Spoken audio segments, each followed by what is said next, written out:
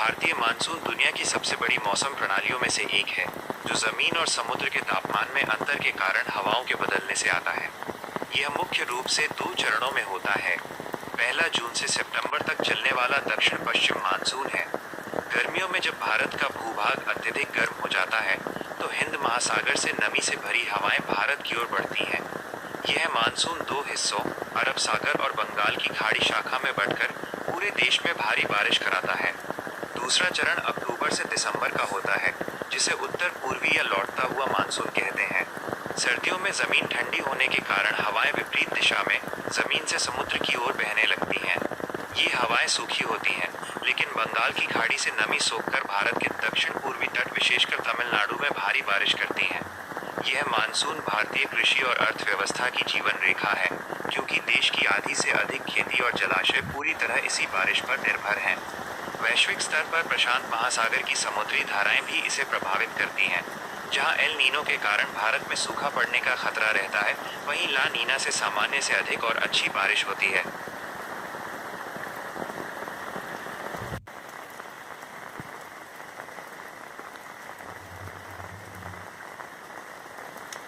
प्रयागराज में साल 2021 के मानसून का आगमन बेहद असाधारण था। आमतौर पर इस ऐतिहासिक शहर में जून के अंत या जुलाई के शुरुआती दिनों से पहले मानसूनी बारिश अपनी जगह नहीं बनाती है। हालांकि 2021 ने पिछले 2 दशकों का रिकॉर्ड तोड़ते हुए जून के मध्य में ही भारी बारिश की शुरुआत कर दी, जिसने पूरे परिदृश्य को बदल दिया। और फिर जुलाई आते आते मानसून ने अपना सबसे विकराल रूप दिखाया। यह उस अनोखे मौसम की कहानी है, जहां वायुमंडलीय बदलाव, नदियों का बढ़ता जलस्तर, महामारी के साए और संगम नगरी के लोगों का जीवट स्वभाव एक साथ नजर आए। जुलाई की इस मूसलाधार बारिश की पृष्ठभूमि असल में कुछ हफ्ते पहले ही तैयार हो चुकी थी। मौसम विशेषज्ञों और वैज्ञानिकों ने ध्यान दिया कि पूरे भारतीय उपमहाद्वीप में मानसून के पहुंचने का समय 2 आक्रामक प्री मानसून महाचक्रवातों की वजह से अचानक बदल गया था। पहला, अरब सागर में आया चक्रवात ताउते, और दूसरा बंगाल की खाड़ी में आया चक्रवात यास।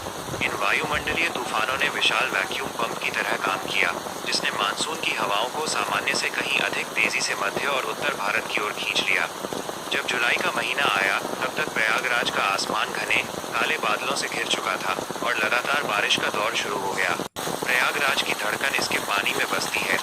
इस शहर की पहचान त्रिवेणी संगम से है, वो पवित्र स्थान जहाँ मटमैली, विशाल गंगा और गहरी हरी यमुना का मिलन होता है। एक सामान्य गर्मी के मौसम में ये नदियाँ सिकुड़ जाती हैं, जिससे विशाल रेतीले तट निकल आते हैं। लेकिन जुलाई 2021 में मानसून थमा नहीं। दिन ब दिन होने वाली मूसलाधार बारिश ने शहर को सराबोर कर दिया। यह जल प्रलय तब और गहरा गया जब ऊपरी इलाकों जैसे मध्य प्रदेश और राजस्थान के बांधों से भारी मात्रा में छोड़ा गया पानी एक साथ यमुना और उत्तराखंड से आ रहा पानी गंगा नदी में पहुंच गया। पानी का ये दोहरा बहाव तेजी से शहर की ओर बढ़ा, जिससे गंगा और यमुना दोनों का जलस्तर 84.73 मीटर के खतरे के निशान की ओर तेजी से बढ़ने लगा। संगम तट पर स्थित प्रसिद्ध बड़े हनुमान, लेटे हुए हनुमान मंदिर का गर्भगृह भी इस बाढ़ की चपेट में आ गया। प्रयागराज की धार्मिक मान्यताओं के अनुसार बाढ़ के पानी का हनुमान जी की मूर्ति को स्नान कराना बेहद शुभ माना जाता है, लेकिन 2021 में ये इतनी जल्दी और इतनी तेजी से हुआ कि इसने प्रशासन की नींद उड़ा दी। देखते ही देखते दशाश्वमेध और रामघाट जैसे प्रमुख घाट पूरी तरह पानी में डूब गए। शहर के भीतर ये बारिश और बाढ़ एक बड़ा संकट लेकर आई। बल्लापुर, सलोरी, छोटा बघाड़ा, राजापुर और करेली जैसे निचले इलाकों की सड़कें सचमुच नदियों में तब्दील हो गईं। कई कॉलोनियों में 10 से 15 फीट तक पानी भर गया, जिससे लोगों के घरों की पहली मंजिलें डूब गईं। अत्यधिक बारिश के कारण ढीली हुई मिट्टी की वजह से सदियों पुराने पेड़ सड़कों पर गिर गए, बिजली के खंभे उखड़ गए और कई इलाके हफ्तों तक अंधेरे में रहे। हालात इतने बेकाबू हो गए कि जिला प्रशासन को सड़कों पर नावें चलवानी पड़ी। एनडीआरएफ, एसडीआरएफ और स्थानीय जल पुलिस की टीमों को रेस्क्यू ऑपरेशन के लिए उतारना पड़ा। छतों पर फंसे लोगों को सुरक्षित बाहर निकालकर ऊंचे स्थानों पर बने सरकारी स्कूलों और धर्मशालाओं में बनाए गए राहत शिविरों, रिलीफ कैंप्स में पहुंचाया गया। यह वह समय था जब पूरा देश कोविड-19 महामारी की दूसरी लहर से बमुश्किल बाहर निकल रहा था।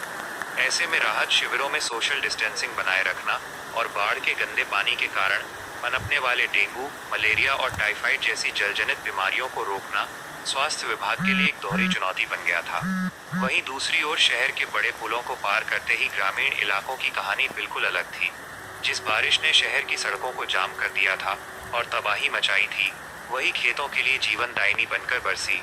जून की शुरुआत में समय से पहले आई बारिश के कारण जो किसान धान की नर्सरी पूरी तरह तैयार नहीं कर पाए थे, उन्होंने जुलाई के इस प्रचुर पानी का उपयोग खेतों की जुताई और धान की रोपाई के लिए किया। आसमान में छाए घने बादलों ने तापमान को ठंडा और स्थिर बनाए रखा, जिससे खरीफ की फसल के लिए एक बेहतरीन माहौल तैयार हुआ।